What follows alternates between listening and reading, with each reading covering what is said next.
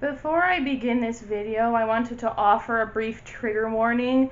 Since this is a mental health related video, there will be mentions of suicidal attempts, extreme depression, anorexia, and purging in one way or another, and severe anxiety.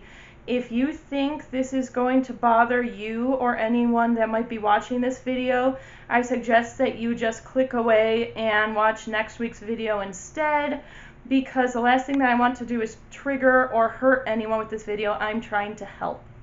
I know that this month has nearly concluded, so I'm extremely late at getting to this video, but honestly, I kept juggling back and forth as to whether or not I was even going to make it, because mental health is not an easy subject to tackle, and talking about your own mental health experiences puts you in an extremely vulnerable position where people can judge you really harshly and just in general be terrible to you. So it's been very scary deciding to ultimately put this video out there, but as always, when I'm talking about my past experiences on this channel, I'm doing it with the intent to either help someone who's going through the same thing feel less alone, or hopefully change someone's mind about how they perceive mental illness. So let's dive into it. Most of my life, I had suffered from a pretty serious degree of depression and anxiety. The anxiety was so bad that I couldn't participate in pretty much any activity. I used to play sports in elementary school. I couldn't do that anymore because having that many people watch me was too scary at the time. I couldn't go to any of the plays that my friends were in because it was too terrifying. I wanted to act myself, and I'd been told multiple times by different people in my life that I had what it took and I could be great on stage, but my anxiety just got in the way of all of that and made it so all I could think of was everything that could potentially go wrong. I could never focus on the fact that, hey, there's a strong possibility that everyone is going to love your work in this play and they're going to want to put you in bigger roles, in bigger plays, and before you know it, you might be doing this for a living. Nope, all I could think about was the fact that, well, I might screw up a line and people will hate me. I might accidentally damage part of the set and then the crew is going to be angry with me. I might grab the wrong costume. This is what anxiety does, and there's nothing you can do to just shut it off. That was a problem I tended to face, was that people were like, well, just don't think about that stuff. But have you ever thought of how silly that really sounds? Don't think about what's making you anxious. That's essentially the same as you saying, well, don't think about the fact that you're in pain, to me, someone who has chronic pain, and then it will magically go away. That just is not how life works. You can't just stop thinking about anxiety. That is why it's a mental illness. If it was as easy as just not thinking about whatever is freaking you out, everyone would just do that and wouldn't have to worry about anything. The depression was a lot more severe than the anxiety was. The depression had been with me from age 6 to age 23, 24. When I was younger, like a child, obviously I didn't realize it was depression because I had no understanding of what depression was at that age. But I knew that I wasn't happy and I had a hard time staying happy. And after puberty, I started paying more attention to, what people said on TV, and I would see all these ads for antidepressants. And when they would sit there listing the symptoms of depression, I'd be like, that sounds a lot like what I've been struggling with. Maybe I can get therapy and get some help or something. And I talked to the adults in my life at the time, and I told them what I was feeling, what I thought it was, and that I'd like some help. And unfortunately, I met with a unanimous answer, and that answer was, well, you can't have depression. I think it's just your hormones because of your age. And I was like, no, it's not hormones. I can feel the difference between when I'm hormonal and when something is actually wrong. But they were like, no, you can't possibly have depression because we see you smile and we see you happy all the time. That's something that a lot of people seem to get confused about. You can have depression and still be happy sometimes. You can have depression and still smile sometimes. Until it gets to the point where you're basically suicidal all the time, you're not going to be sad 100% of the time. And depression isn't just feeling sad. It has a lot of medical symptoms to it, and it goes in stages. It starts with little things like suddenly not finding joy in the stuff you felt joy in. Like, say you're a singer. You'll go and you'll do all of your singing and shit because it usually makes you happy, but you aren't going to feel as fulfilled by it anymore, and you're going to be like, that's kind of strange. Little things that generally didn't bother you before are going to start making you really, really irritable. You're going to be tired all the time because you can't go to sleep, and then you can't wake up. You're going to start doing poorly at work just because mentally you're exhausted and you can't understand why you're exhausted. You're not going to want to see people in your life anymore, and you're going to make excuses as to why you can't see them anymore. Then comes the things like either overeating or eating nothing and not showering and things like that. It's a snowball effect with depression. It starts out kind of bad and gets to detrimental. And the scary thing about it is that happens pretty fucking fast. It only took a couple of years for mine to go from, oh, well, maybe I can just talk to a therapist and be better, to being on suicide watch. It got so out of control because people waited way too long to get me any help that I don't remember a lot of high school. So many of my friends have these fun high school memories. I don't have those because in high school I was either in the counselor's office all the time or I was on suicide watch and not even allowed to go to school. It got so bad at one point that I wasn't even allowed to get on the phone without being supervised, and I could only be on the phone for half an hour at a time. It was really, really bad. And a lot of people, even people who had suffered with depression themselves, didn't understand because mine was different from theirs. No two experiences with depression are going to be exactly the same, just like no two cancer patients are going to feel the same symptoms. And that's something that people from the outside in need to start trying to understand a little bit better. The fact that my depression caused me to do things like make suicidal attempts. It caused me to do things like stop talking to people because I didn't think that I deserved to have any friends or anyone in my life who loved me. My mother, on the other hand, for example, hers did mostly just make her feel sad, made her feel like she wanted to cry all the time. She would close herself in a dark room, and that is as bad as it ever got. Neither of our experiences with depression were worse than the other person's. They were just very different, and we reacted to them in different ways.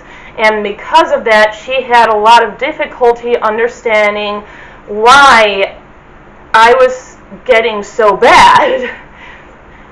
At this stage in my life, I like to think of myself as being in remission from depression and anxiety. I haven't experienced any depression or anxiety symptoms in almost 10 years now. That doesn't mean that it magically poofed away and is never coming back again, but it also might have. It might never come back again. I may never have a single symptom of either of those diseases again in my lifetime, but that doesn't mean that's what's going to happen for everybody, and it doesn't mean that I should think that I'm untouchable. I had a lot of steps I had to climb to get to the point where I am now, where I'm happy pretty much all the time, and it was very hard work that took years. And just because it worked for me, it doesn't mean it's going to work for everybody who tries it. That's another thing that I have difficulty with, is my friends thinking they're being helpful will see somebody who has depression and think, well, this, and this worked for me, so it should automatically work for them. there's a reason I will probably never make a video about how I got over depression and anxiety, because I don't want to give false hope to people who might get nothing out of what I did. I can offer some building blocks and some tools to help you make it through the really, really hard moments, but that's really the best that I or anyone else in the world can do for somebody else. The other mental illness that I struggle with, and this one was a lot scarier to talk about even than the depression and anxiety, is eating disorder. And a lot of people, almost all people who have never experienced an eating disorder have no idea what it is or how someone gets it and all that. Even my partner Phoenix said just a couple weeks ago, oh, that person's like that, and all just because they wanted to get skinny. I'm going to try to walk you through my entire experience with anorexia, and hopefully that will help you understand it a little bit better from my point of view. So, we'll start at the very beginning. A few years back, when I first got anorexia, I had no idea that I had it. Honestly, no idea. I was not in any way overweight. I was maybe 130 pounds, and that's not exactly gigantic, but I wanted to get more into fitness. I was surrounded by people who were really into fitness, so I started going to the gym with these people, and they would be there for about an hour. And the thing is, if you're someone who has struggled with mental illness in the past, or you are struggling with it now, be very careful when you go to the gym, because it's a very competitive place. Even if nobody in the gym is saying anything about, your numbers or how many calories they've burned, you're automatically going to get into that headspace of, well, the guy next to me on the elliptical burned like 250 calories, so I need to burn 300 now because I need to be the best that I can be. And I started exercising to a really unhealthy point. I would go to the gym for an hour, and I had no cool down or warm-up session at all. I would just go power through to the point where I was ready to pass out. I wouldn't eat anything afterwards. I would just drink some water and be done with it. And then I would go home, and my mother would be like, okay, I'm leaving to get groceries or something. And I would be thrilled, because if she was leaving to get groceries, it meant I had the house to myself for about 2 to 2.5 hours. That entire time, I'd be on my mother's treadmill.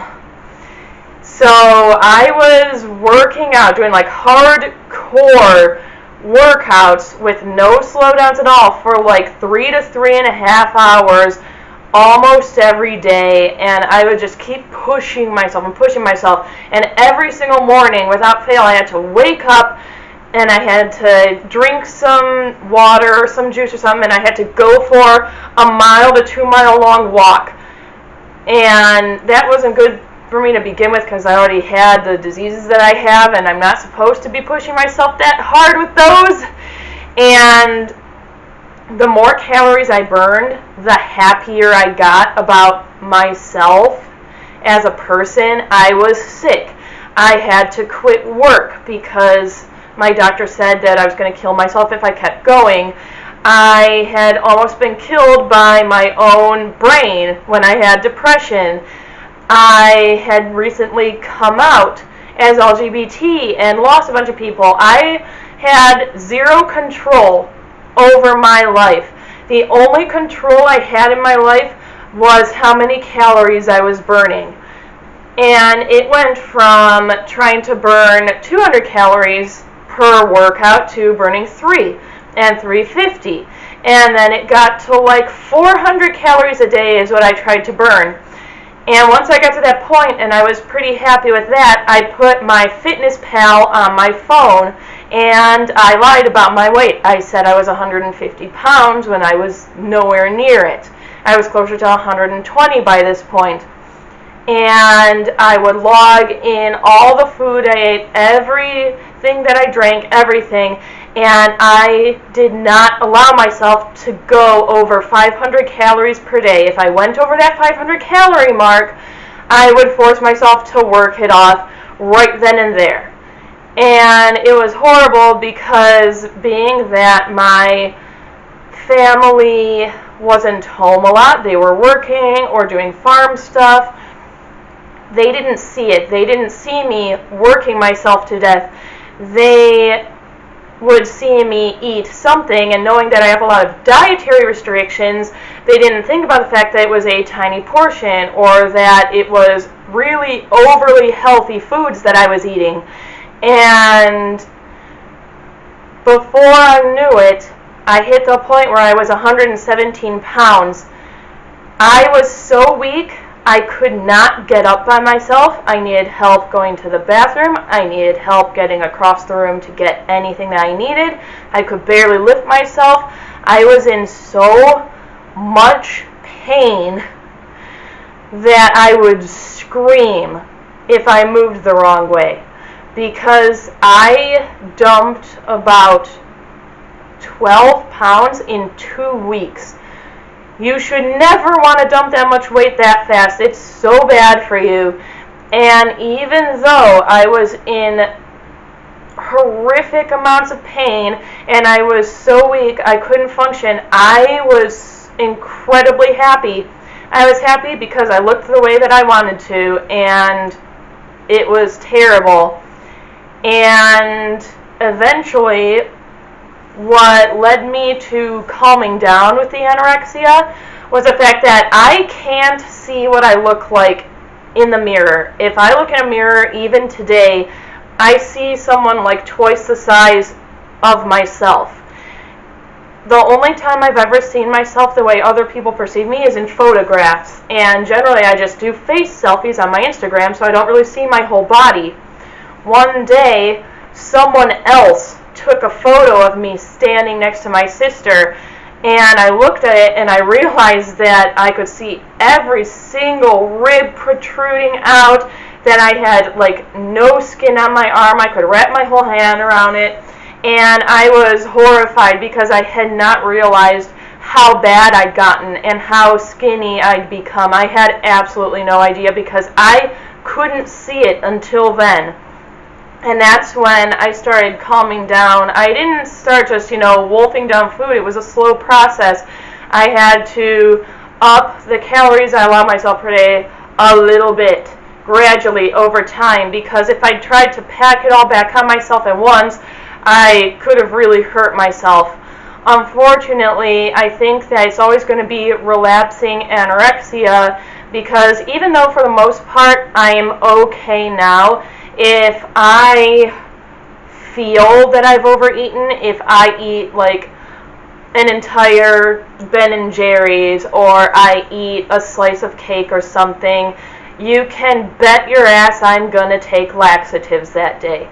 And it's horrible. I'm begging all of you, do not buy laxatives if you have an eating disorder. And people out there, if you notice that someone in your life seems to have an eating disorder, keep an eye on them. Keep an eye on the amount of laxatives in the house. If it's dwindling and you know that person has no issues going to the bathroom, throw them away. I'd rather be pissed off at somebody for throwing my laxatives away than continue using them and kill myself. Because I have enough health problems to begin with in this world without giving myself more. I am almost totally out of the woods now. I am getting closer to a healthy weight for someone with all of my health problems, but it's a long and painful road, and there aren't a lot of empathetic people that you're going to meet along the way. I know this was kind of a downer, and I know that it was a lot more rushed than I meant it to be, but as I mentioned before, this is not an easy subject to discuss with people, especially the stuff I still struggle with now. So hopefully, if you're struggling with any of these issues that I've talked about in this video, you feel a little less alone now, And hopefully, if you're someone who's never struggled with any of these problems, and you have people in your life who do, and maybe you've said something insensitive, whether you meant to or not, maybe this is opening your mind and your heart a little more, and you can understand where we're coming from now as the people who are sick. That's pretty much all I have to say. So as always, do something that makes you happy today, no matter what anyone else thinks about it, and I will see all of you again very soon.